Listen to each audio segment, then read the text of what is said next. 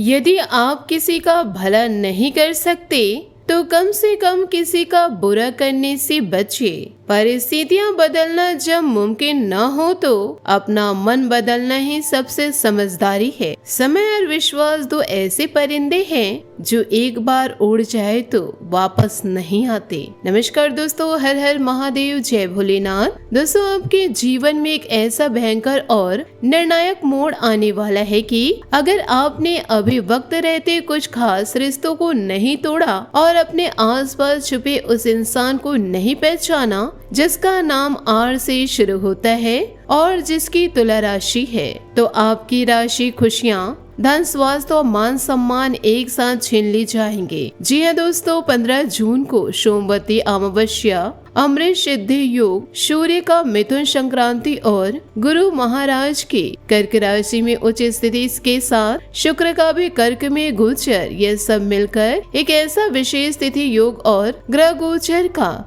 संदेहकाली बना रहे हैं जो आपके भावुक स्वभाव और पुराने मोह माया के कारण बने छिपे शत्रुओं को और भी सक्रिय कर देगा। दोस्तों, सोचो जरा, जिंदगी में कभी कभी ऐसा वक्त आता है जब सब कुछ एक साथ बदलने लगता है। कुछ लोग कहते हैं कि यह ग्रहों का खेल है, कुछ कहते हैं कि यह हमारे अपने कर्मों का फल है, लेकिन 15 जून के आसपास जो योग बन रहे हैं वह सच में बहुत ताकतवर हैं। 15 जून को अमावस्या है, वो भी सोमवार को। अमावस्या का मतलब है चंद्रमा के पूरी तरह से गायब हो जाना। रात को आसमान में चंद्रमा नहीं दिखता। लोग कहते हैं कि अमावस्या के दिन नए काम शुरू करने से पहले सावधानी बरतनी चाहिए, क्योंकि पुराने कामों का हिसाब किताब होता है और जब यह अमावस्या सोमवार को पड़ती है तो उसे सोमवती अमावस्या कहते हैं। यह और भी खास मानी जाती है क्योंकि सोमवार को भगवान शिव की पूजा होती है और शिव जी की कृपा से कई मुश्किलें दूर हो जाती है।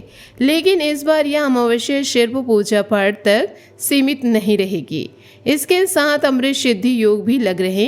अमृत सिद्धि योग का मतलब है कि कोई भी शुभ काम, कोई भी नई शुरुआत, कोई भी उपाय अगर सही समय पर किया जाए तो वह बहुत जल्दी फल देता है, जैसे बीज बोया और वह तुरंत अंकुरित हो जाए। इसके अलावा सूर्य मिथुन राशि में संक्रांति कर रहे हैं।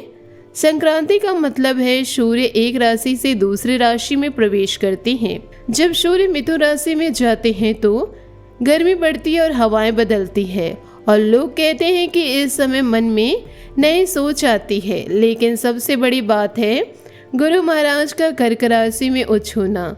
गुरु जब कर्क में उच्च होते हैं तो उनकी शक्ति कई गुना बढ़ जाती है। गुरु को ज्ञान, धर्म, गुरु, पिता और बड़े लोगों का कारक माना जाता है।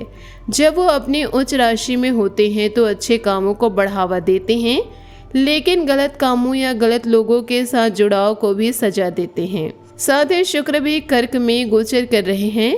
शुक्र को प्यार, रिश्ते, आराम और सुख का कारक माना जाता है। जब गुरु और शुक्र दोनों कर्क में होते हैं तो भावनाएं बहुत तेज हो जाती है।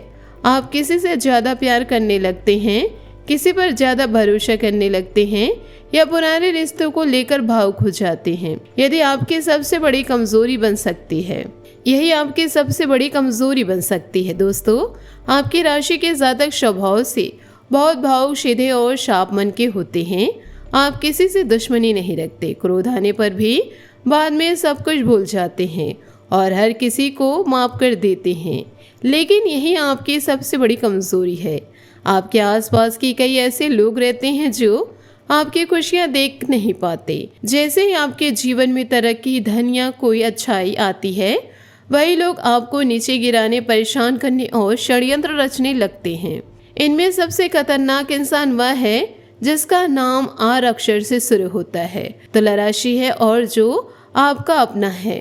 परिवार में, रिश्तेदारी में या बहुत करीबी घेरे में आपने उसके व्यवहार में कई बार बदलाव महसूस किया। जब उसे आपसे कोई काम निकालना होता तो वह बहुत प्यार, मीठी बातें और मदद का दिखावा करती। लेकिन जैसे ही आपके जीवन में उन्नति आती, तरक्की दिखाई देती और आप खुश होते, उसका स्वभाव एकदम से बदल जाता।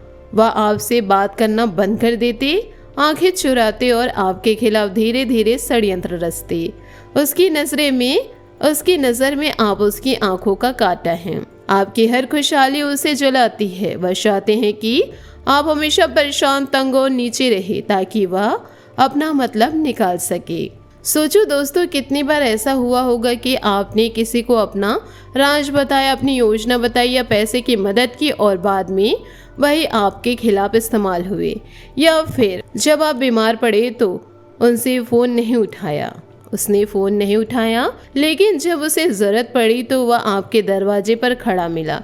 यह सब संयोग नहीं है।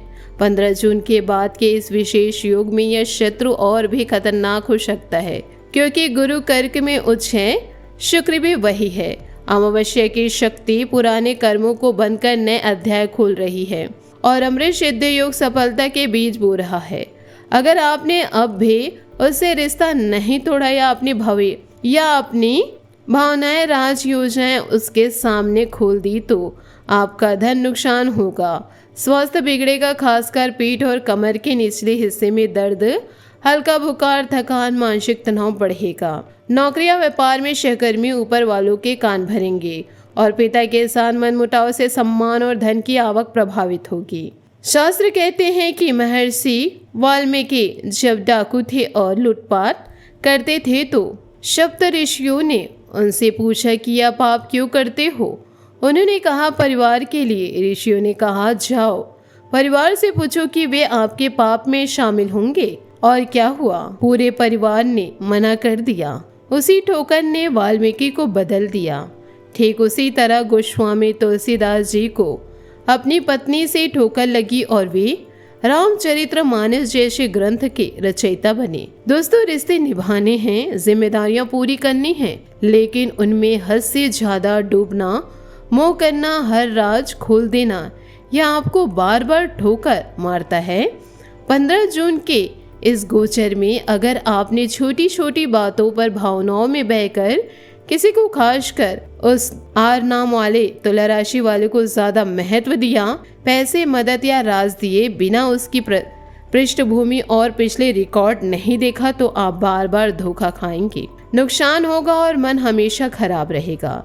इसलिए दोस्तों, अब चतुर बन जाइए, रिश्तों में सीमा तय कीजिए। नया रिश्ता बने तो पहले उसकी स्वभाव, पिछले लेन देन और दूसरों के साथ व्यवहार अच्छी तरह जांच लीजिए। अगर वह खरा उतरे तो मदद कीजिए, वरना हाथ की जरूरत नहीं।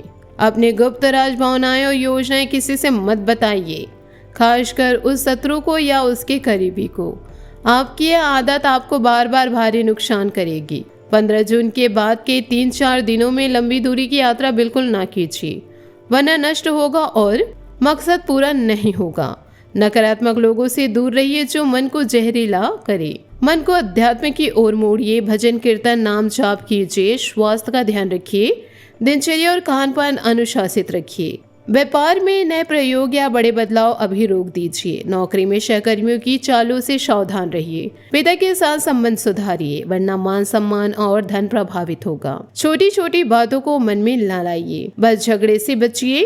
अगर बहुत निराशा हो तो माँ भद्रकाली को याद करते हुए बीज मंत्र 11 या 21 बार जाप करिए। ओम क्लीम प्रत्यगिरे या माँ भद्रकाली को समर्पित ओम क्लीम मंत्र मन हल्का हो जाएगा, शांति आ जाएगी। अब सबसे महत्वपूर्ण बात, 15 जून के बाद इस शक्तिशाली गोचर और अमृत सिद्ध योग के दौरान में आपको एक ऐसा उपाय करना है जो आपके आत्मविश्वास को बढ़ाएगा और चारों ओर रक्षा कवच बना देगा। जब भी आपकी आंखें खुले, सूर्योदय से पहले बिस्तर छोड़ने की कोशिश कीजिए। सबसे पहले कराग्रे वस्ते लक्ष्मी, कर मध्य सरस्वती, कर मूले तु गोविंदा, प्रभाते कर दर्शनम मंत्र का जाप कीजिए। इसका मतलब है कि सुबह उठते ही अपने हाथों को देखो।